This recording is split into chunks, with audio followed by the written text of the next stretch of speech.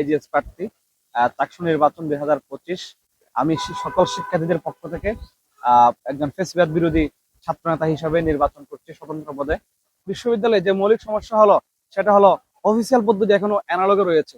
আমি যদি নির্বাচিত হই, আমি শিক্ষার্থীদের সহযোগিতায় প্রশাসনের সাথে সমন্বয় করে এই পদ্ধতিকে আমি আধুনিক মান উন্নীত করার অংশ হিসাবে, যাতে একজন শিক্ষার্থী ঘরে বসে ভর্তি, ফর্ম ফিল আপ সহ যাবতীয় অফিসিয়াল কার্যক্রম সহজে করতে পারে। এই জন্য আমি ডিজিটালাইজেশন করব এই সেক্টরটা।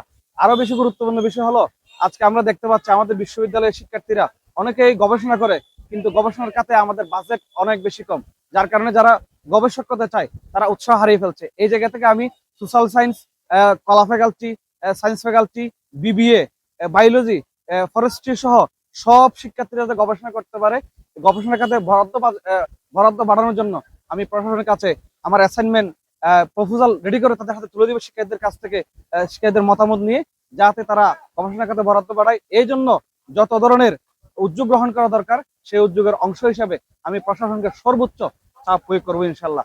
বাংলাদেশের প্রথম ইমিউনিটি বুস্টার সমৃদ্ধ ফ্যান্টাস্টিক হ্যাপি এনার্জি বিস্কিট। আমি যদি নির্বাচিত হই, এই বিষয়গুলোর পাশাপাশি শিক্ষার্থীদের মতামত নিয়ে আমি বিশ্ববিদ্যালয়কে ঢেলে সাজাবো, এবং যাতে হল রুমের যে কালচার, আগে বিগত ফেসিস্ট সরকার আমার যে কালচার ছিল, যে গেস্ট রুম, গণরুম, সেটাকে আমি ভেঙে দিয়ে